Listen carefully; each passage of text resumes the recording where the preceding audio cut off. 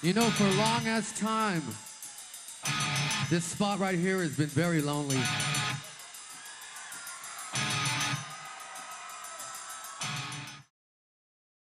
In 2005, it's a blur because I was on like 3 different kinds of methamphetamine.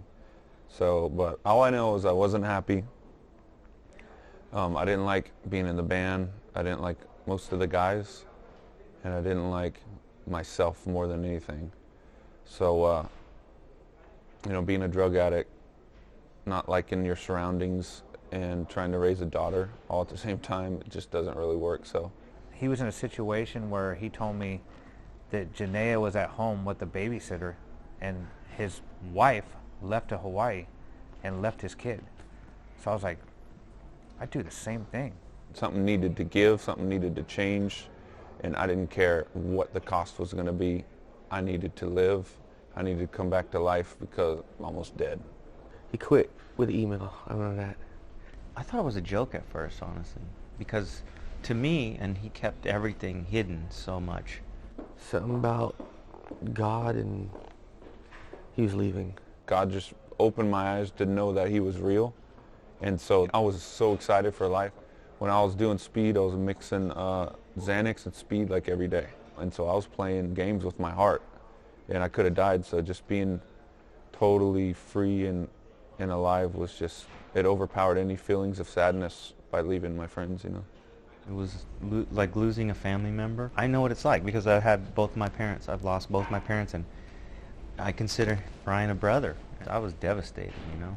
If I had to go away and like just kind of like die away from everything I've known to get into this process and of cleansing my soul. If I look back on it now, the root of the situation was just a decision he had to make to top off with all of the drama going on in his life.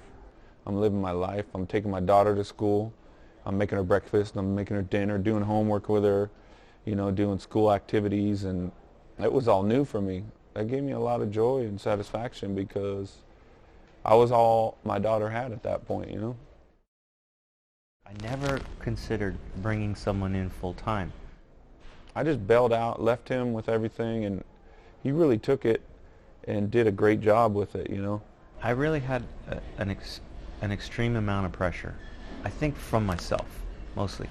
There was a lot of growth and a lot of struggle within myself to prove to myself that I could do this without bringing somebody else into it. I had to think differently. I was happy with my new life, but then that thorn in your side, you know, you're just like,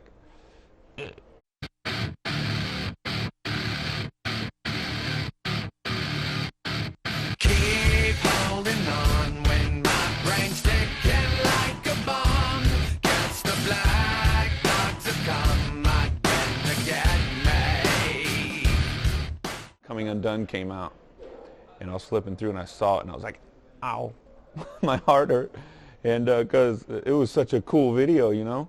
I had to think with both sides of my brain, and I have trouble just with one side. We brought in some new producers. We kind of tried to reinvent ourselves as a 4-piece band.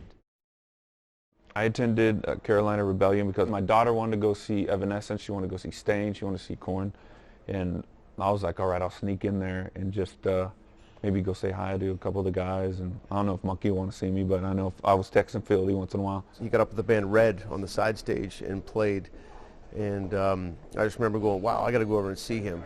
The band Red, those are friends of mine too. They took me out on tour with my solo stuff, and so they were like, hey, why don't you jam a song with us? He walked on stage and just kind of took over, and the crowd went nuts. Have you ever heard of Brian Head Welch?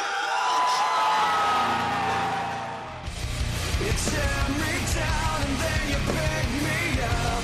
You take it all and still it's not enough. You try to tell me you can heal me, but I'm still bleeding and you appear the death of mine.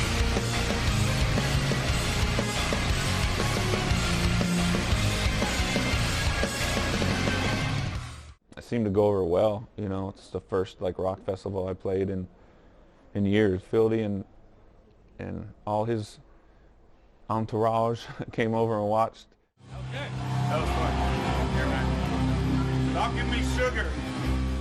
Just seeing Reggie and Brian standing together was like, wow, it gave me chills instantly. Like, this needs to happen. The day before that, I had found out he was going to be there, and I kind of had a lump in my throat because I didn't know if we were going to talk. I didn't know if he was going to keep his distance. Reggie was going towards Monk's bus, and he was literally like pushing him towards the bus. I was kind of nervous a little bit, you know, just like been so long. When the moment actually happened, it was a complete relief just to see the clarity in his eyes, and it just all made sense to me right at that moment when I saw him. Like, he looked so healthy and so present, and it all made sense why he had to do what he had to do to clean up his life. He found his faith. All of that just kind of came together right at the one moment I saw him. That Jekyll and Hyde drunk dude wasn't there no more. I could see it in his face. He was back to that good-hearted, nice guy. When I read like about spirituality and stuff, and it's about like forgiveness and apologizing for the stuff you've done wrong, and so I was just doing that. You know, I was like, hey, I just want to look you in the face and tell you I'm sorry for hurting you or just bailing the way I did, and I haven't seen you face to face, so I just want to tell you that, you know, in person. I remember hanging out, and Jonathan's like, come on, Head, let's go do the meet and greet. And I was like, meet and greet?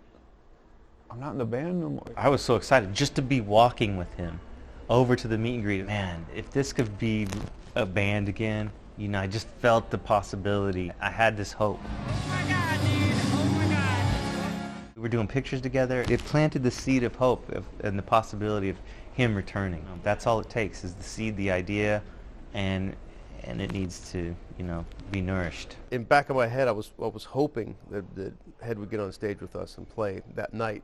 To me, it was so obvious he was right there. And when we were walking to the stage, he walked with us. And it felt like that seed had kind of started to take root a little bit and to sprout.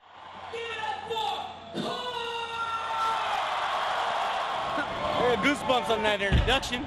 Jim, the guitar tech, got the amp ready to go, and just in case something happened. And then right before Korn went on later that night, Fieldy, I was walking with him, and he was like, hey man, I'm just saying, there's an amp and guitar set up for you. And I was like, what? He's gonna come out on blind. Yeah? Same thing. I mess up, don't Do get the mad. same thing. We're gonna do it exactly like we always do it. But right when you go, bum, bum, bum, bum, boom, I'm all. Get ready for some crazy shit, people. You hear that?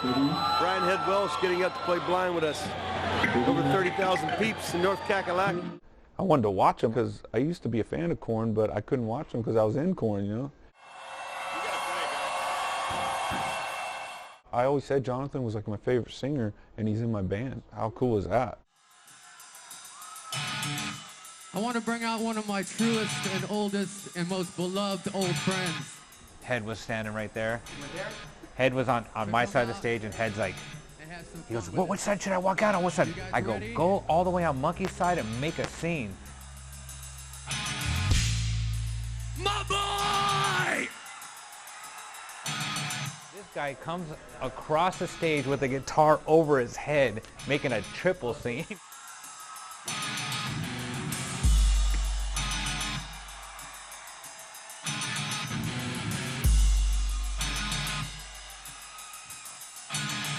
You guys ready to get crazy? This is where it all began, people! Are you ready?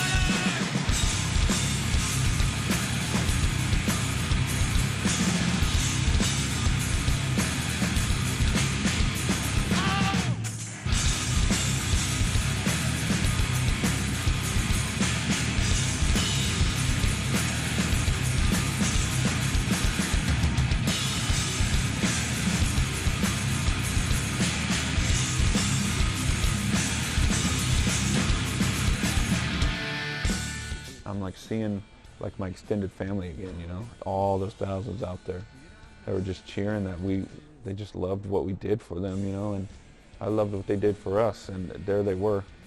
So I felt emotional. I had all kinds of emotions going through my head at that night. I was pissed, I was happy, it was everything. Since I got in this band, that was always my thing, is to have the four original up front and me in the back. The energy and the surge that came over the whole entire band and crowd was just pretty insane.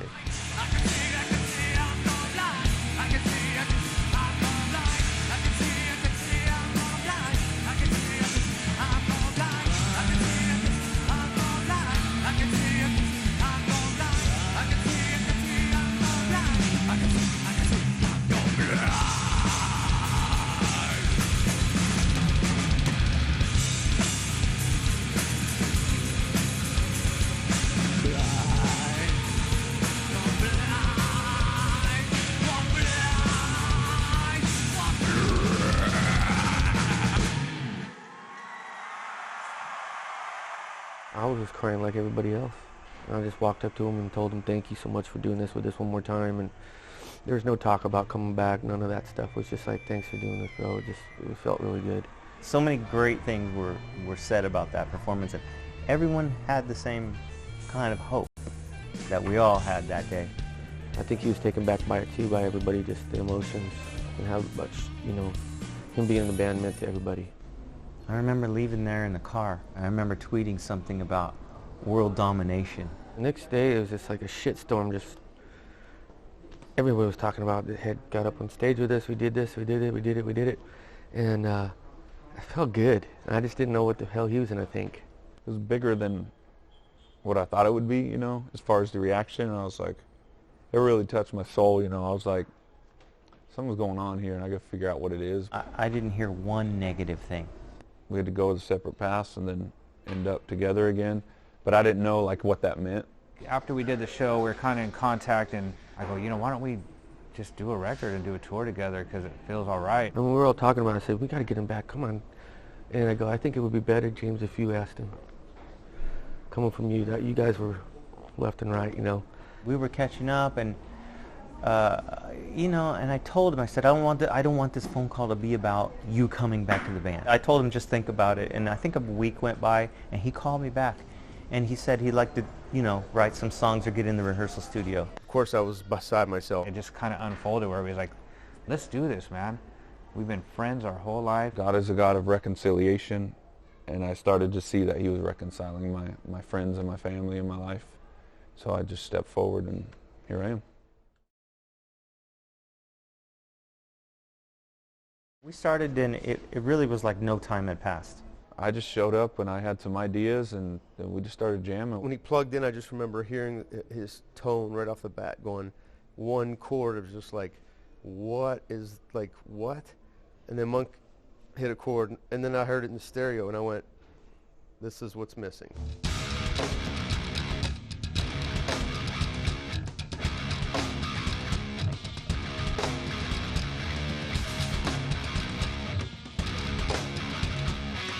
It was just magical, where I was just sitting back and watching Monkey and Head, how they bounce guitars left and right, and that's what's so magical about Korn. And Reggie obviously plugged in and hit a couple notes with his thumb, and I'm thinking, this is going to be on fire.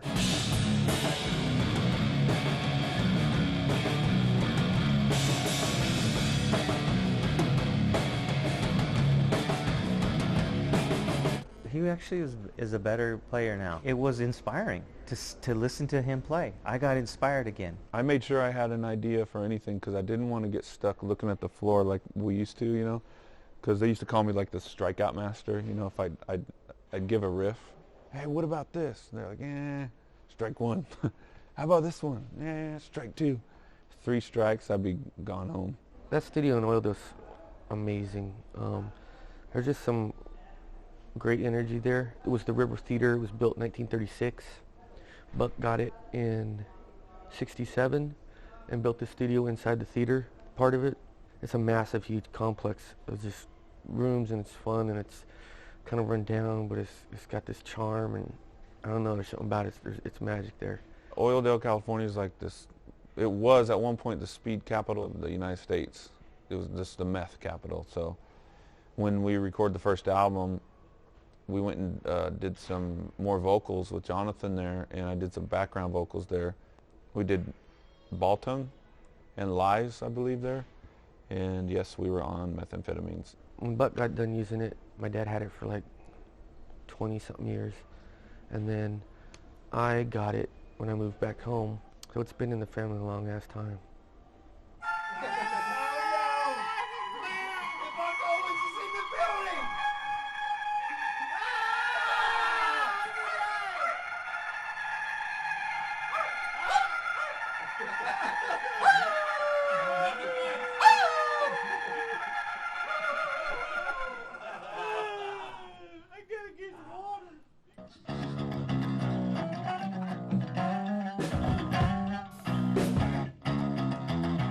Okay, he goes. Okay, I'm ready. Okay.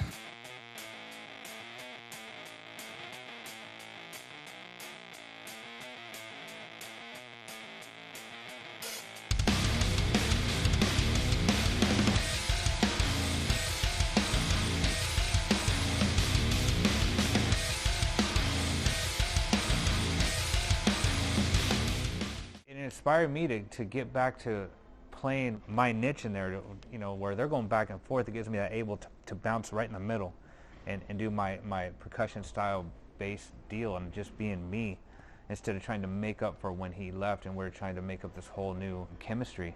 The chemistry with Ray and Brian was crazy. I mean, watching these two work out little parts, what Fieldy and I teamed up and worked on rhythm things or whatever. That riff, it's like Bumblebee. This one's called Bumblebutt. Yeah, that's it. Because this You is do the it right dominant here. note.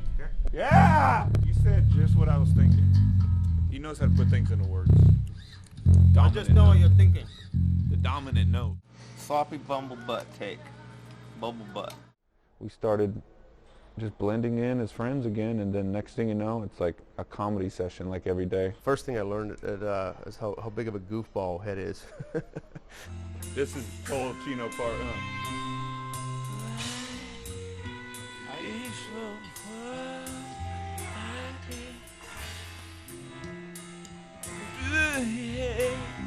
Listen.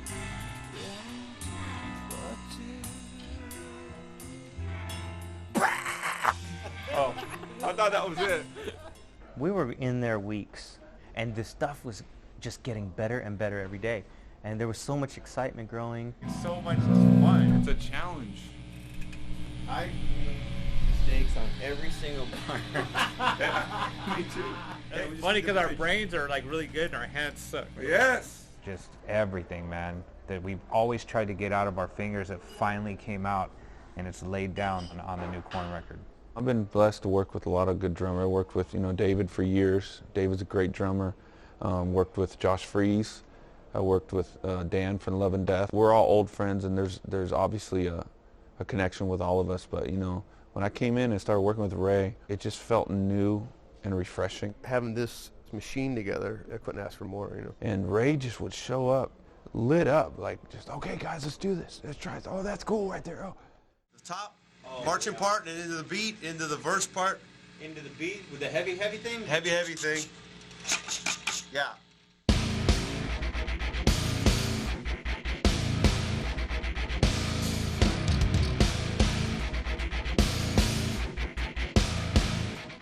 This song's called Cage. What's half of that? Because it sounds like Rage Against the Machine. We're going to call it Cage. A K, A, backwards, G, E. Oh my gosh, you foo-foo fee-fee. Hold back. Stay sick. Get him. What? They will kill you. Hey, get off that computer. Sitting on your laptop, right on your Mac. Just a big old P. We're going to take that to this to loudwire.com, that heavy metal site, you know? Yeah. What is it? Who took that? You're cleaning up shit. Yeah. Oh! I'm excited about this stuff. It keeps getting better, which is a good thing. Oh, man. Except for that part. It's weird, they'll feed off of each other. Like, Monk will play something, and then Brian will go, oh, yeah, keep doing that. And then he'll answer him, or vice versa. And it's just like, it could be one little note.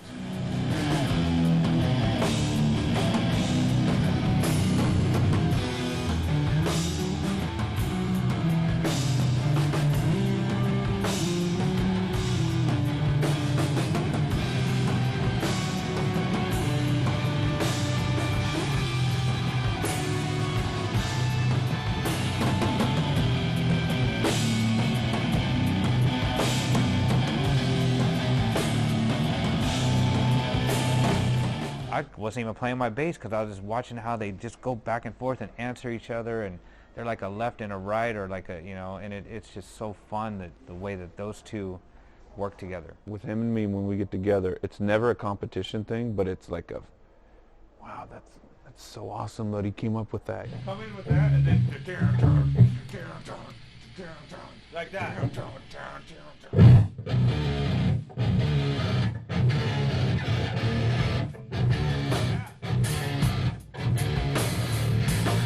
really look up to him, and he did great on his own all these years. Like, they did great. But there's a Korn sound that's meant to be with the guitars. And with me and him back, it just, it's another level. Check it out. A slide up. Watch.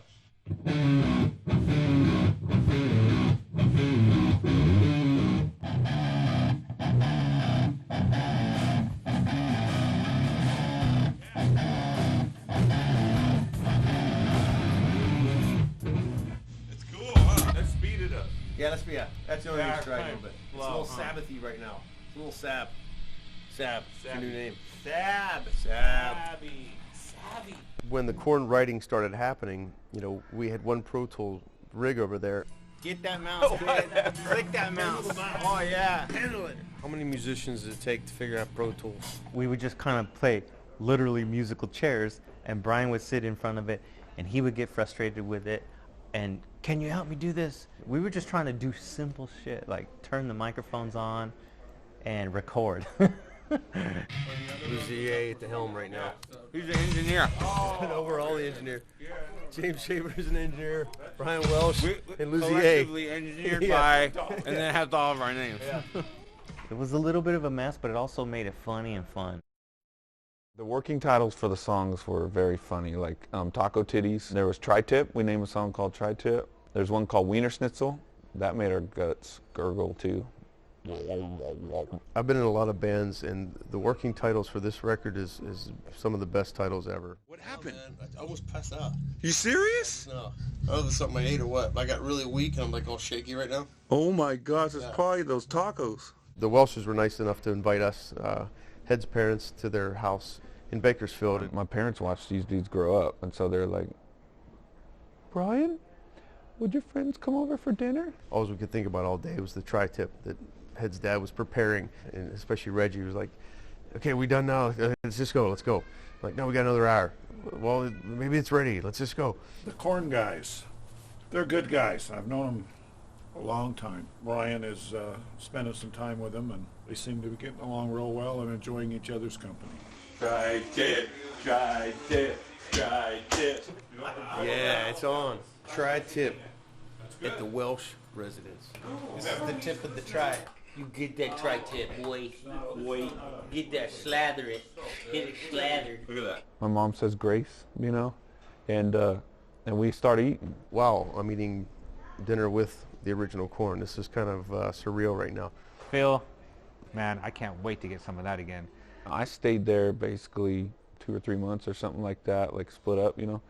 They're still together. They were like, you know, together since high school. My parents did the same thing. You know, they're high school sweethearts. They're still together to this day. So we had that in common. So I was talking to his parents about, you know, going through your whole life with someone and that attachment. And it's pretty heavy because these days it seems like there's not a lot of people that stay together. You know, it's too easy to just to get out. This is where I sleep at my parents' house when I'm working on the Korn record.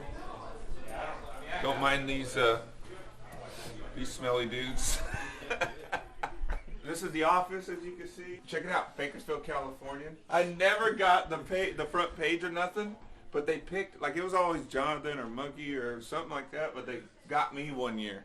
And so my hair's flying, and I was like, I was singing Ball Tongue back in the day. Ball Tongue. Now look at the face, same face. Boggle?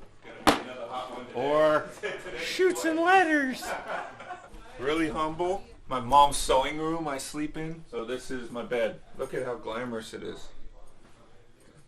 It's like the size of a prison bed, but hey, I'm cool. I'm not picky. It was cool. I wake up, and usually my parents' dog will wake me up. This high pitch. Yeah, my parents moved here when I was about, I don't know, about 10, 15 years ago. And we grew up about 10 minutes from here, me and my brother. But they sold the house, and they live here on a golf course in Bakersfield, California.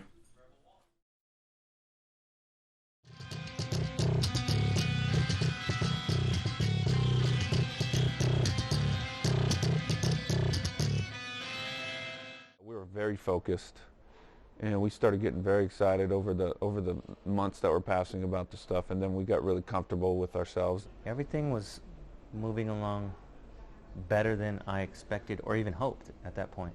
What is on the new record is kind of intertwined with all the writing sessions that we did. There's so many different ideas flowing that sometimes we took ideas from this song and we meshed them with this one later, or maybe 5 weeks later. Hey, wait a minute, check this out. It might be gay, but...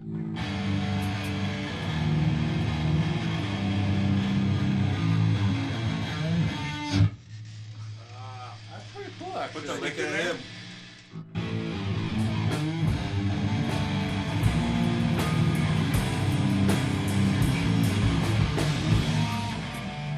I like it.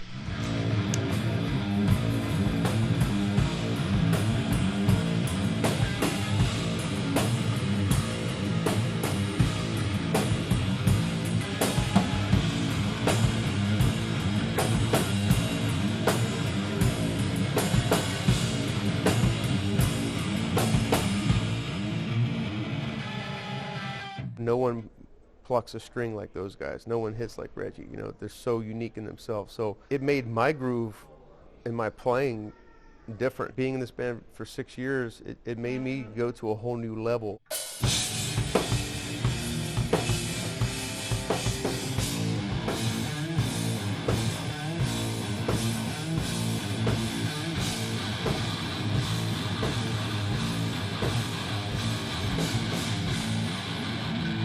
That's hard.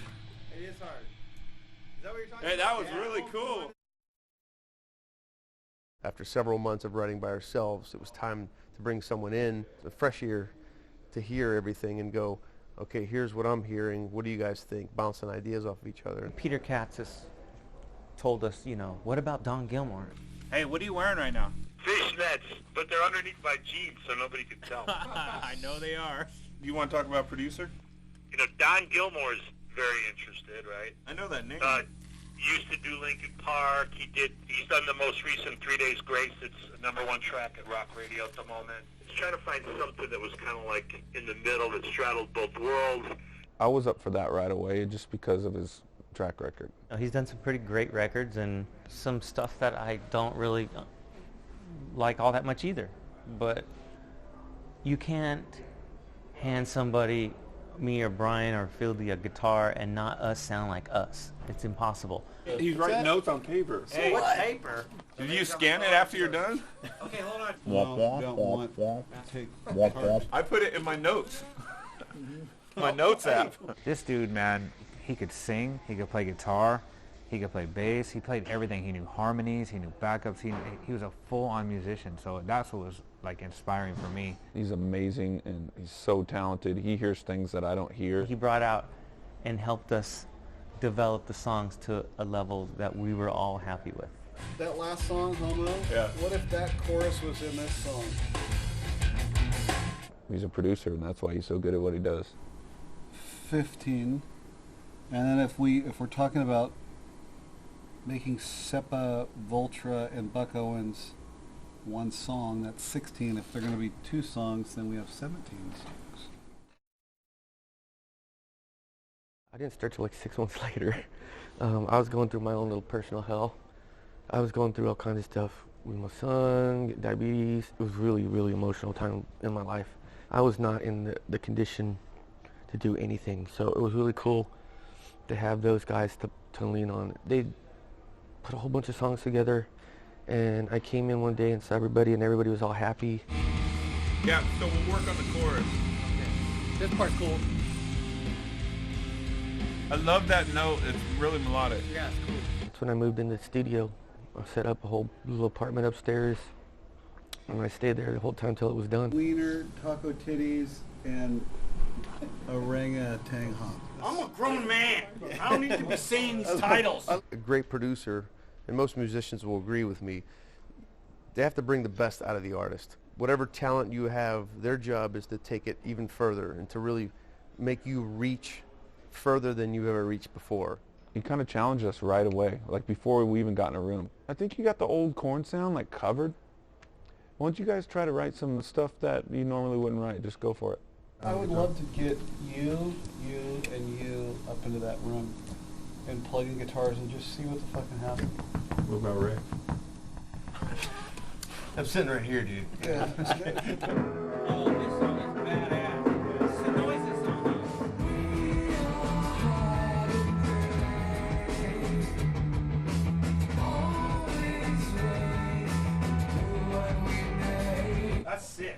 get you guys on that. That's your fucking pillow. We're fucking bad. Spike on My Veins was a J Devil song I did with Noisia. They invited me to their hometown. They have a couple studios there. It's called Groningen. So we pulled the bus up there and I stayed 3 days. I got to go write. I wrote Spike on My Veins.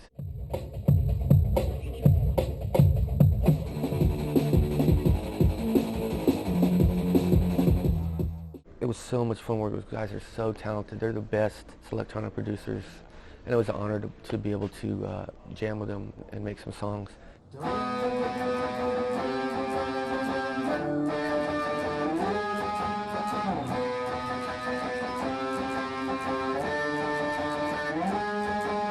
One thing that's cool about this, it's just chill, and then when we hit that the drums drop out, and it's just the guitar fucking raging, and then to me, the thing that's awesome about this song is it never goes all the way there.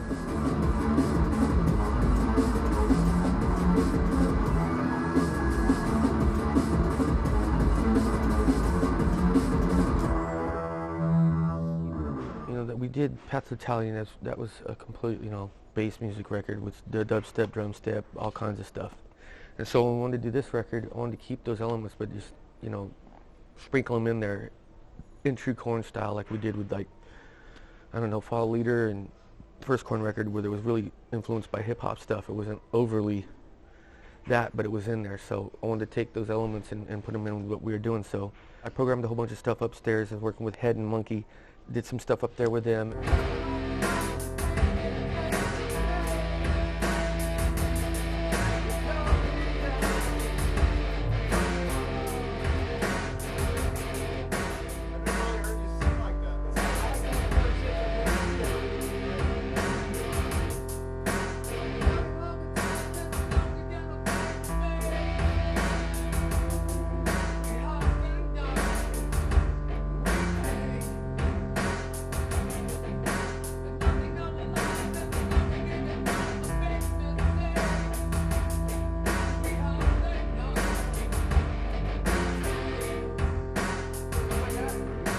All this stuff in Russia and Czech Republic. They're called icons.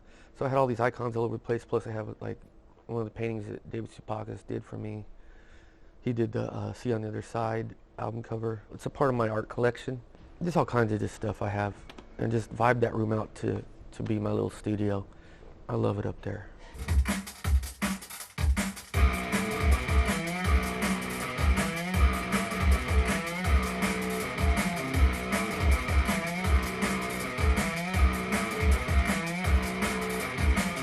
I love the old Korn sound. I love the guitars, all that stuff. I didn't want the electronic vibe to come in and take away from what me and Monkey started this band with. But at the same time, I used electronic stuff in my band, Love and Death. I got Sluggo to come out, my buddy Sluggo.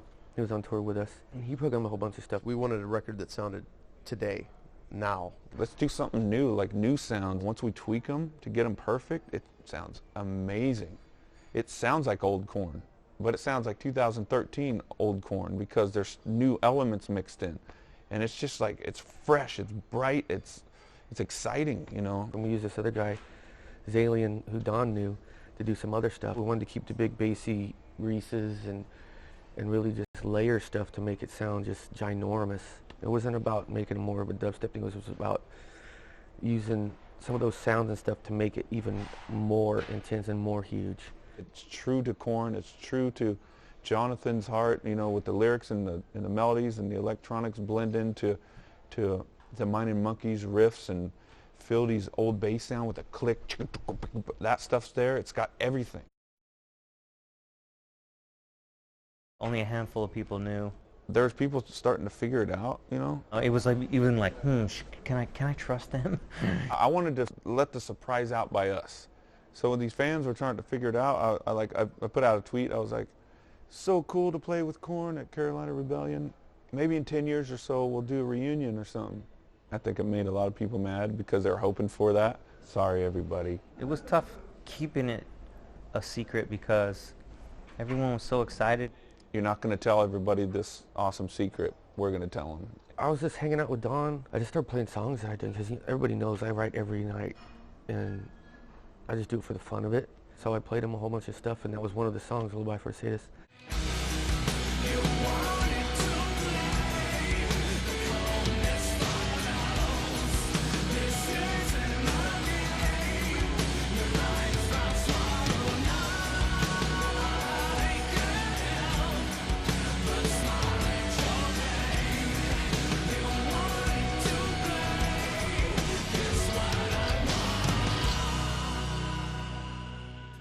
The song never left my head.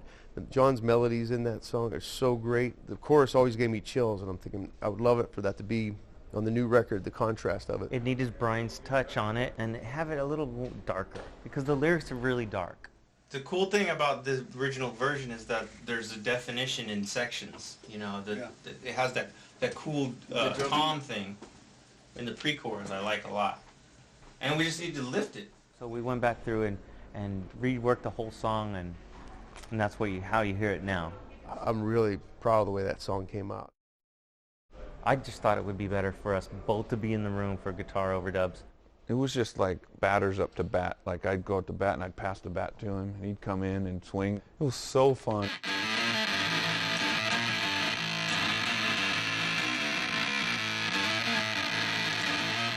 Does your shirt say Durst? I don't know what it says. It does. Oh, man. That's awesome.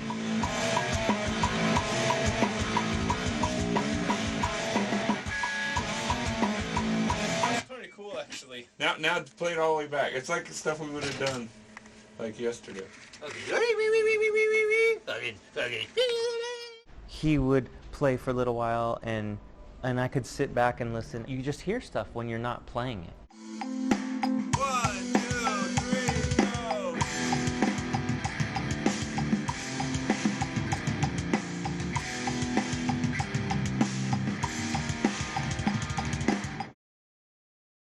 Monkey really worked hard because he has a new baby, you know. He was putting 110% into this album. He was like, I haven't seen my baby, but we got to work next week. Go in me, dog. What the hell? It was just like the old days, but better.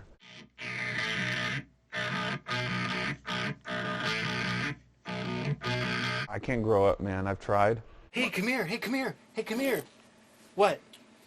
Did you smell that? Is that what I did? Yeah, you do that. When? You still do that. No, I don't. I'm 42. I'm grown up now. I'll ask your daughter. You probably have never stopped. I did get serious for a lot of years when I left Korn because I had to face some stuff because I was unhappy and I needed to focus, you know, counseling and spiritual stuff, and I was just like, I'm going to be happy if it's the last thing I do, you know. And I finally got there. Busted my toe, and it was hanging off like that, so I just chopped it off, so we're going to try to get it sewn back on now. So, not speeding, you know. What the fuck? Here's how Head rolls into the studio. What's up? What, me? Yeah. Eating a big bowl of cereal. Yeah. Totally. You got to keep it gangster. They kept buying this cereal, this granola cereal. Like, I can't say no to it, and I'd eat a big old bowl and with milk, and I have gas like every day, and so they would like almost kick me out of the studio because I was farting so much, and so that was the only problem. The guitars were great. Excuse me. I got something in my throat, sorry. Dude, you're lactose intolerant.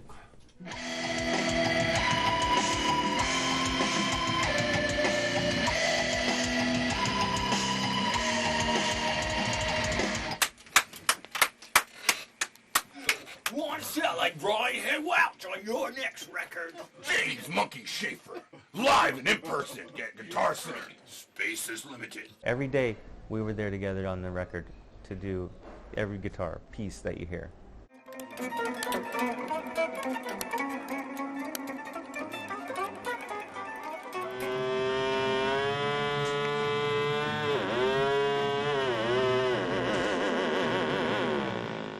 His stuff is my favorite guitar stuff. It's just like driving. Perfect, perfect, perfect, perfect.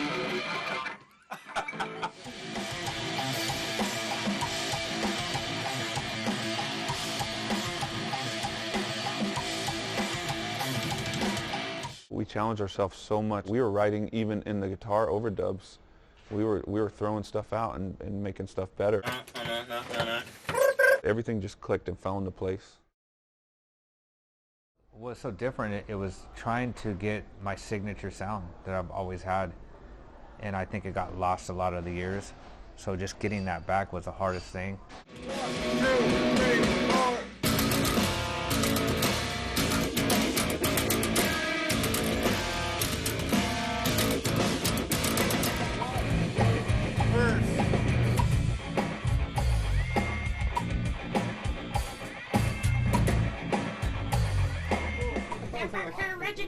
Reginald.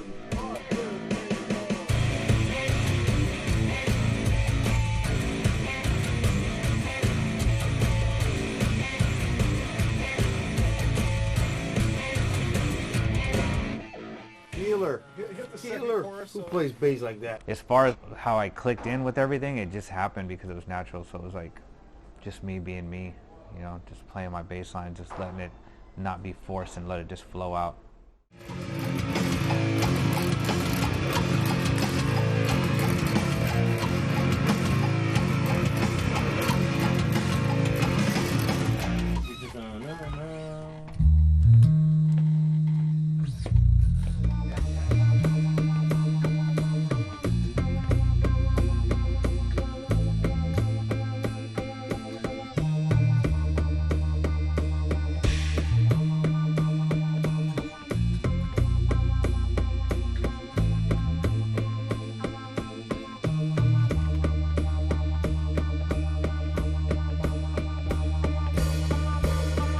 That was me and Monkey's first deal, like that kind of stuff. Really?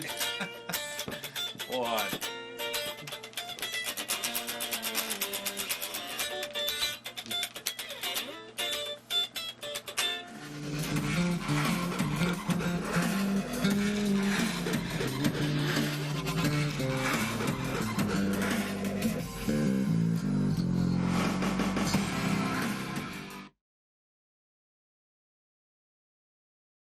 I was really excited when I found out that we were going to do drums at NRG.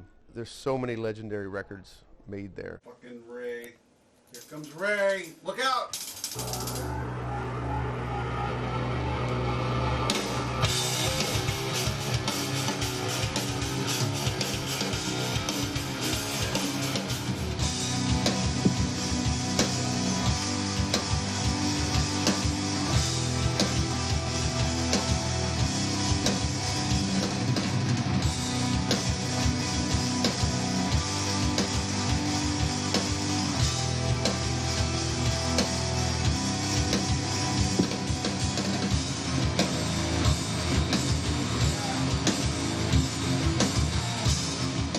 We'd done our biggest record there, which was Follow the Leader. To go back and be in those rooms again was nostalgic and exciting. And I was a drunken mess. I just remember it was just one non-stop party. So there was an orgy going on when I was doing It's On. There was people having sex all around me while I was singing that song. It was such an awesome rock and roll moment. I'd love to just hear the acapella, just if you muted everything and you could hear everyone just fucking around me. It was amazing. The last time we spent like $9,000 or $19,000 on alcohol or something. Right after that record's when I got sober. It's been 14 years that I haven't had a drink or done drugs. It's pretty crazy. We're going to be trying to get rid of all the old tapes. Right. So you guys are more than welcome to take it if you want it. I mean, We cool. want it, yeah. This is Freak on a Leash. What? Multi-track. Yeah. Yeah. Yeah, dude. That's awesome.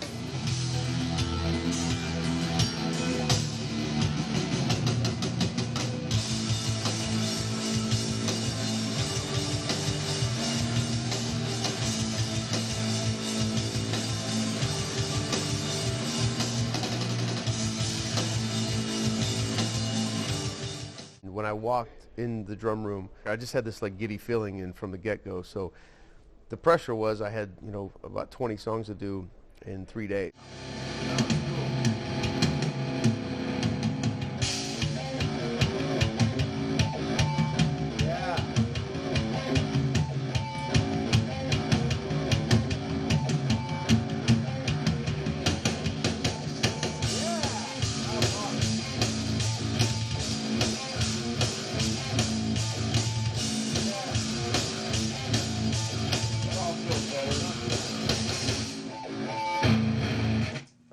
fucking money. Sounds good, man. Yeah. I don't know, right? No. That was awesome. You can't get really bad sound in that studio, so. The room is so acoustically set for, great sounds that you just walk in and do it. The band came down for the sessions, and it was awesome just to see them in there and see Brian and cracking jokes behind the glass and Monk giving comments. Great vibe all the way around. Great energy. Cool. Very proud of you. Thank you, sir. Come on in, we'll move on. I loved living there, which is really cool. I needed to be around it 24/7. So me and my boys, Pirate Zeppelin, stayed there. I got them a whole bunch of pens and paper and shit, and they started drawing all these crazy, pictures and shit, and I just put them all over the studio. That's kind of my inspiration. So I'd have my kids' drawings around. And this is a new Korn album cover. My son drew it. I'd work all day. They'd come home after school. I'd work more. We'd play. Boys, these are all over your fucking house. Everywhere I look, I find fucking Legos. And just did that all through the week. Then I'd go home on the weekends. Bunch of guns, people getting blasted. The mind of my children. That's So Unfair I wrote is just about Zeppy. I was doing the melody lines, and Zeppy was just prowling around. And I kept singing song, Zeppy's on the prowl, da, da, da, da. And it just kind of that became his song. My son is on the prowl, what's gonna happen today? Sometimes I feel empty inside, he takes that all away. Feeling sorry's not allowed, there's times I have bad days, but Zeppy's still alive and well, that's all I need now. It's like, wow, Jonathan Davis has a son and he's like this upstanding citizen?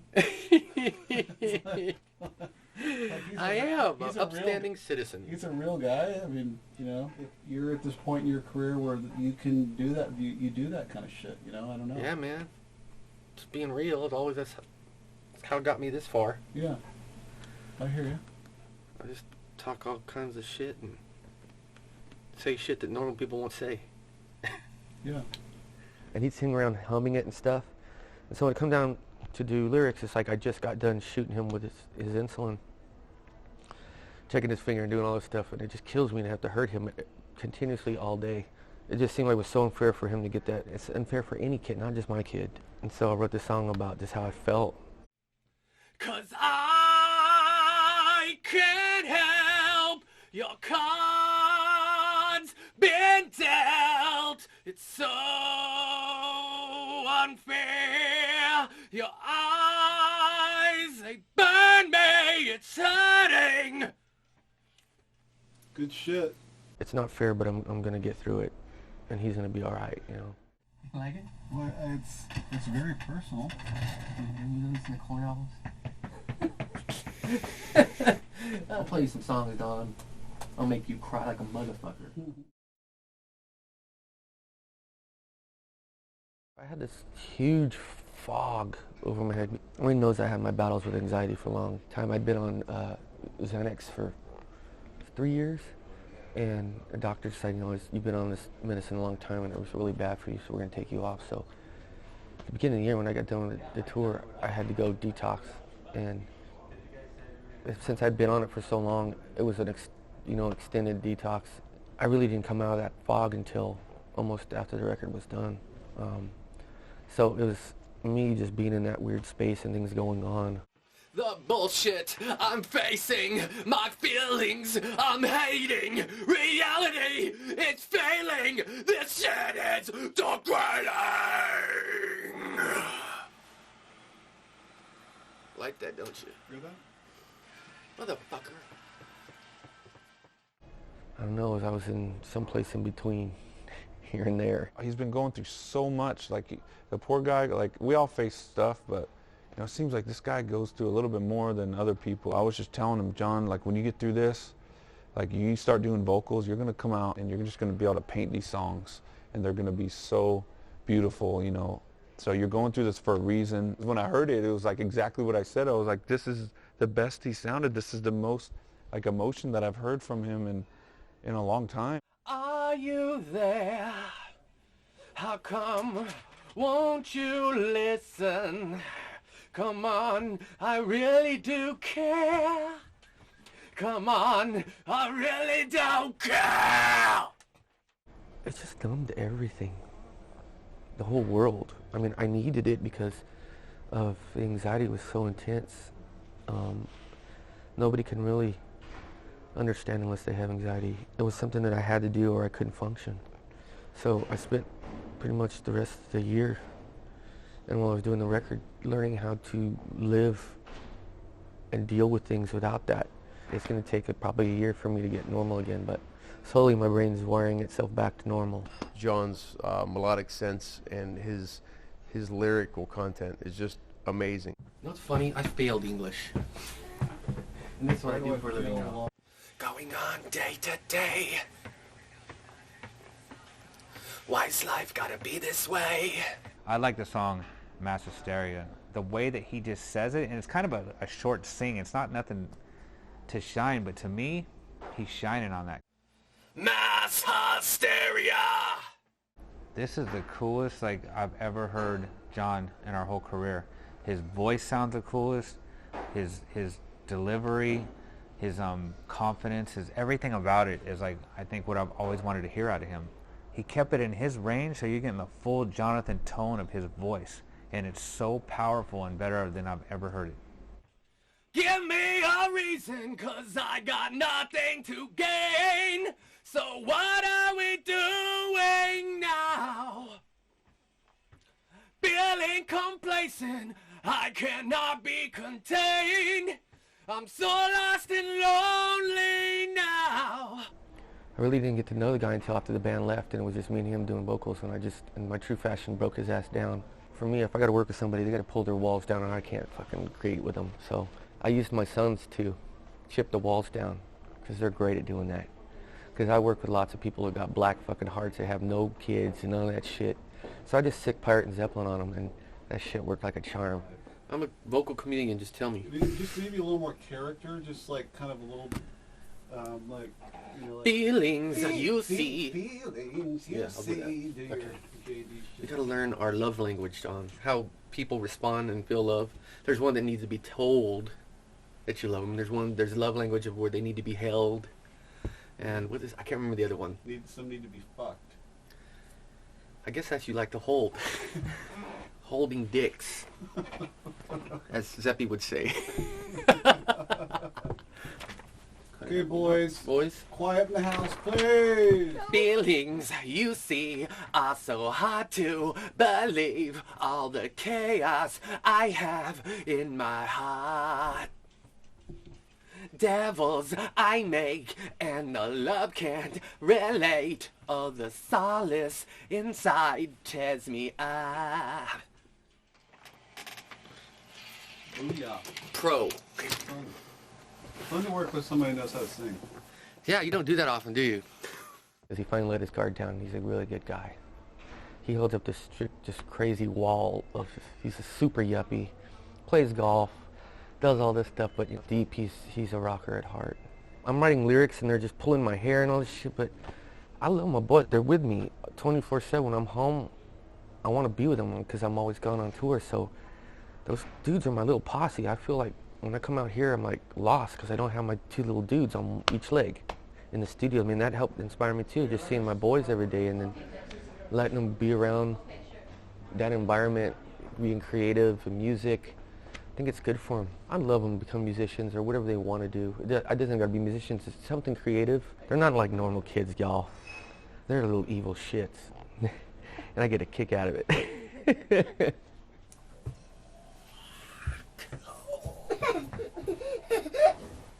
I gotta mind the people. I'll whack you in the face.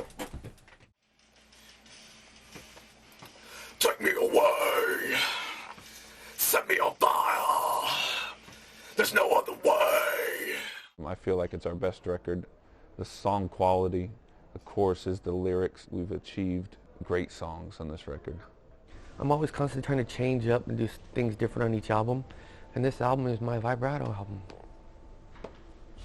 And vibrato people don't know is when you go, some stuff like that. It's when you make your voice wobble. Not many singers can do that many different kinds of voices, and to me, this is one of the most impressive songs because it's like he just shines. Where do I run? Where do I hide? Give me a reason to end my life. Where do I run? Where do I hide? Give me a reason to get out alive. That's it. You did it. See how easy that is? Yeah, motherfucker, when I'm working at night. It's easy. Oh, See? working at night. Working at night. Yeah, And you know what? You did the whole album in the day, No, I except didn't. for this song. Scientifically, it is proven that people are more creative at night. I don't know about that. Not yuppie banker motherfuckers like you. You made a lot of people happy by doing that song. Too bad it couldn't be really about meth. Give me a linea, cause I need to stay up all night. Man, it doesn't seem like 20 years. It doesn't look like 20 years. It doesn't feel like 20 years, but I guess it's 20 years. Because I feel better than I ever have. I think we're more energetic than we've ever been. We're playing better than we ever have, so it's like, it feels the other way around. It feels like we just got started. It feels amazing to be with a group of guys this long and be able to create and not kill each other. I sort of don't look back. I just keep going forward. It's pretty amazing to be a part of that legacy and this legendary band that has changed the path of so many different bands. There's no stopping in sight, which is a great feeling. I've never been more alive in my life. I've never been more proud of Korn's music in my life. It's just a good time to be alive and in Korn. We made a lot of mistakes. We did a lot of good things. I feel like, I can go another 20 years, man. Everything in this world seems to separate and divide and everything, because we're living in a fallen world. Everything goes like that. Reconciliation is a big thing because it puts things back together that are broken. And so that word just means a lot to me. With fans, with the band members, the reconciliation with me and them was so important and so meaningful. I want to do a design on my palm. This one, number 5, means reconciliation. I don't even know if I knew that when I was getting it, but Philly told me it did after because he does some studying on it. I look for signs, in life. 5 band members. Another sign that this is meant to be, this is all meant to be. Way back when the seed was planted and it took root, and now that the tree is growing and flourishing, and we have these new songs, people are going to hear it, which are going to help nourish it more because we've kept the album and the new music so close to us, and when everybody gets to hear it, it's just going to be like dumping, rainwater on this tree. It's going to strengthen the band, it's going to strengthen the bond between all the fans and bring everybody so close. When we go home after 18 months probably, realistically, of touring this album all around the world, the tree will remain, the leaves will fall, and it will regrow leaves when the next record comes around.